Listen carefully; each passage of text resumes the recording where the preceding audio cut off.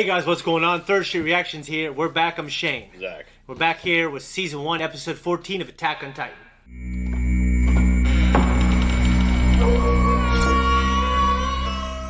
Zack, the mission was a success.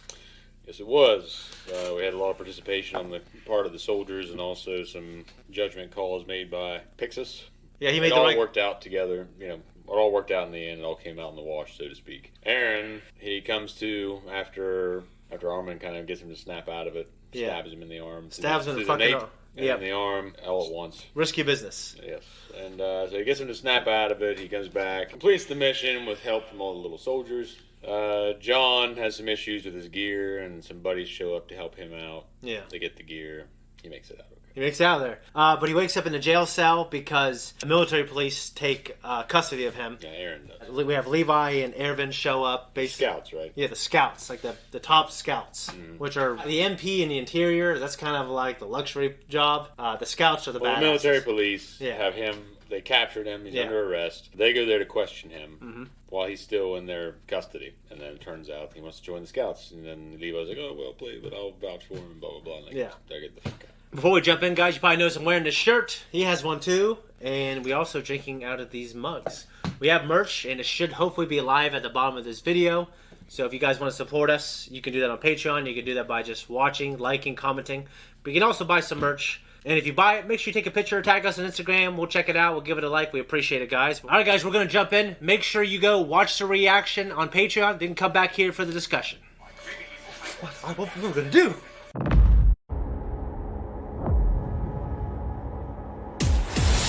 Zack, what do you think, man? I think I'm so glad that the Chinese and the Japanese traditionally don't get along. I mean, it was good. Yeah. We got some new characters. Well, first thing I want to ask, because I'm not sure if it'll be a reaction, we had a new pre-song. What's your opinion on it? I admit the beat didn't invoke the response that the other one does because of how ridiculous it was. Yeah. But the animation sequence I prefer much more now than I did then. Yeah. I could not stand the animation sequence in the first intro. Well, what was the animation? What about if Sans, that one part where they all go up together? Was it more tolerable? It's like the part where they all go up together, the part where they're all flying up in the sky together. Yeah. And there's another part too that I couldn't fucking stand seeing every time it came on there. But that's just, it was, to me, it was ridiculous. What about the song? Seldom say that many things, I don't know, maybe I do, but that was ridiculous. Yeah. This was good. Yeah. The intro song, I mean, it was a little jaunty at first. Yeah. But I'm no stranger to jaunty music, so once it picked up, gained steam, it was good. Yeah. So we get a closer look at Levi, Ervin, Premier Zachary, and Hanji, who is kind of the crazy lady you're talking about. Well, it's kind of cool that Ervin and Levi are kind of more laid back. They can be serious, but also their approach is more laid back because they've seen the intensity of being outside the walls, I'm guessing. Yeah. So that reflects on their attitude towards this. They're very nonchalant. Whereas these other guys are like freaking out and being pissy. Exactly. So Aaron had a point there. The scouts know what's going on. Yeah. Levi and Ervin, to me, are some of my favorite duos of things I've watched or definitely reacted to. I love them both. They're both cool in their own way. Like Ervin is a brilliant commander and he's brave. Levi is just a weapon. He can lead, but he's a weapon. And he's the best we've ever seen. So he's kind of like an older Mikasa in a way. I was going to say, the beating they gave Aaron in court really reminded me of this old Michael Madsen movie. It had Charlie Sheen in it too. It was called Beyond the Law. Beyond the Law. And it's actually based on a true story where a guy goes undercover in a biker gang, I think, to expose their leader and like whatever trafficking shit they were doing. Yeah. But Michael Madsen's the bad guy and Charlie Sheen's the good guy. Yeah. But Charlie Sheen's part of this group, and they actually find a guy in their group that is another undercover for a different agency. Yeah. But Charlie Sheen steps in and beats the living shit out of him. To save him. Like, kicks his ass and sends him on his way. Yeah. The guy showing me, you don't fuck with us, get out of here. Yeah. But really what it ended up doing was saving that guy's life instead, because the other people were just going to kill him. Yeah. So it reminded me of that. And, Premier Zachary, I'm not sure. It just sounded like it at the end when he finally gave his final verdict. That he sounded a lot like Father from Brotherhood. I'll have to do a cross-check on these, because I think you're probably... Well, I always forget whenever I leave to look into any of this shit. I don't know. First, it just reminded me of it. I know Pixis is from Brotherhood, and I was fairly certain earlier on that Aaron was too, but now I'm not sure. I haven't heard a lot of that guy's varying roles. Yeah. So I can't really place it as well. The other guy's a little gravelier and a little easier to spot. Premier Zachary, he was cool. No, I think he's pretty cool, but he's kind of like Pixis. He's like that sweet old man. Obviously he can decide whether Aaron lives or dies. And obviously, I was excited that they were going to harness his ability. And, but we haven't seen that he can control it very easily. He's a great fighter. The guy who was smelling Aaron. Yeah. This is a little off topic, but there's this woman. She is able to detect Parkinson's disease. She's been successful smelling T-shirts of people with Parkinson's. She was 99 out of 100 times she was right. Then one time she was wrong. That person developed Parkinson's a year later. So they're using her ability to maybe understand more about it. And she's like an older woman too, where it's like. They train dogs to do the same thing because of sense of smell. It makes sense. Yeah, I know there are dogs that can smell cancer. Yeah. So I imagine if a human can do it, then they can definitely teach a dog to do it. You'd imagine so. Yeah, for sure. But she smelled on her husband for years before she knew she had her fucking magic power. She smelled it on her husband for 4 years before he got diagnosed as Parkinson. Parkinson is what Muhammad Ali had, right? And Michael J. Fox. Yeah. And I know you haven't seen them, which is good for the channel, but in terms of, I will say this, in the third one, there's a scene where he's running, and it looked like he's just one leg's a little janky. Around that time is when he started noticing the effects of Parkinson's. And what are the effects of Parkinson's? It's like where you shake a lot? Yeah, it affects your speech and your motor skills. I don't know how much, but as it gets worse, those get worse. And like exercise, all kinds of things can slow it down. In his 50s or 60s now, and and that will kill you. And he's still kicking, and he's been in a few things. Because Ali lasted a while. He's also in pretty good shape. Yeah, he's in good shape, and he kept up his boxing as a way to slow it down. Yeah. I thought that was interesting that he was smelling him, and maybe he's trying to smell for Parkinson's. We have the wall cultists. I know we saw them earlier on, but they are typically annoying. Damn fools, yeah. They are damn fools, and I just More people I could equate them with Trump's wall. Probably. Now. Wall cultists. Yeah. Except that was people over Martha's Vineyard putting up a wall. Yeah. Well, what's funny is now they're trying to repair the wall in certain places. Yeah.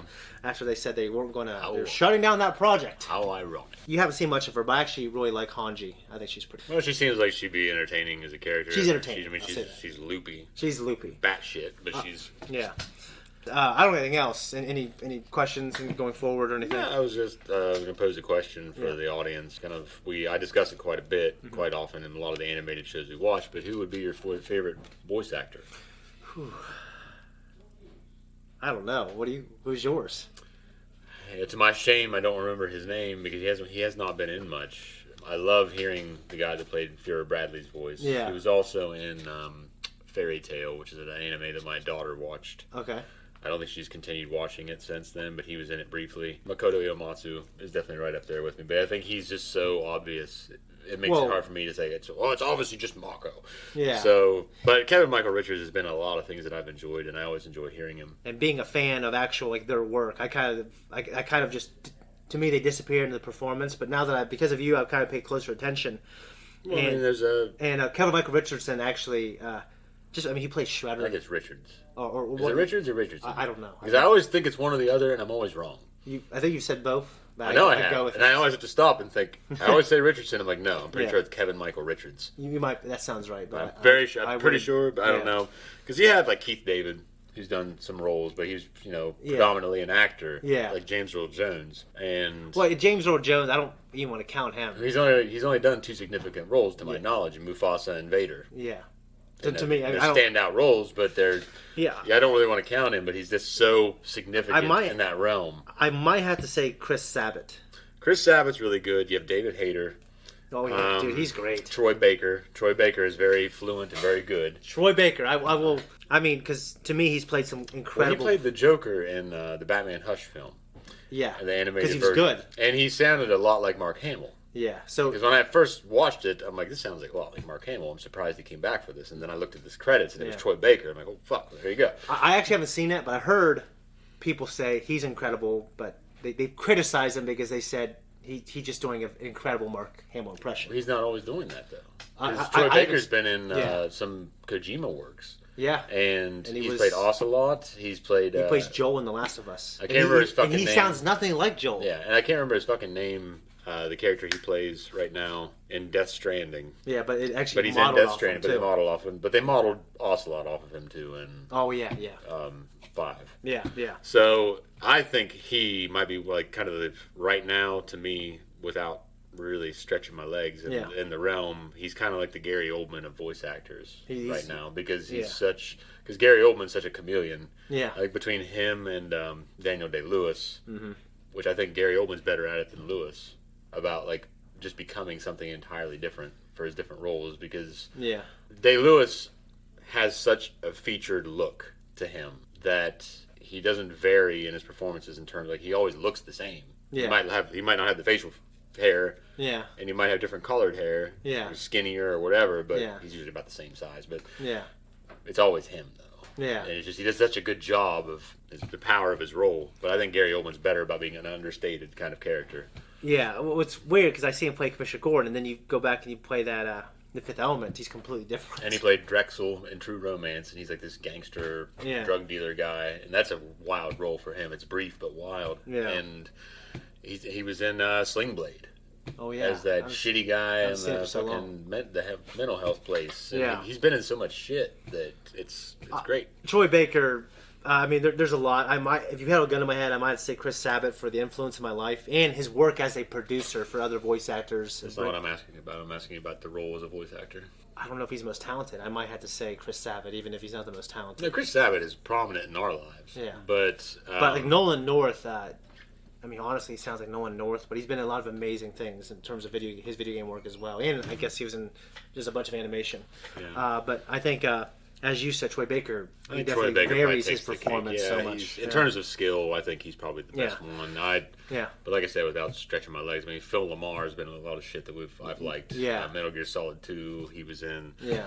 And of course, Samurai Jack. Yeah, Metal Gear Solid 4. Yeah. Yeah, he's Vamp. Yeah. And reprising his roles. So. But anyways, that's our question. Just leave it in the comments, and maybe I'll throw it up on Twitter as well. And also just tell us what you think of the episode, guys. We appreciate you. We're out of here. All right, thanks everyone for tuning in here. If you like what we do, like and subscribe. Hit that thank you button down below. Find us on Patreon, 2-week, 1 week, and full-length access. Instagram, Twitter, TikTok, and a link tree in there somewhere. Such a good deal. You don't like it, you don't have to. We'll see you around. I'm now a patron. You made such a good case for it.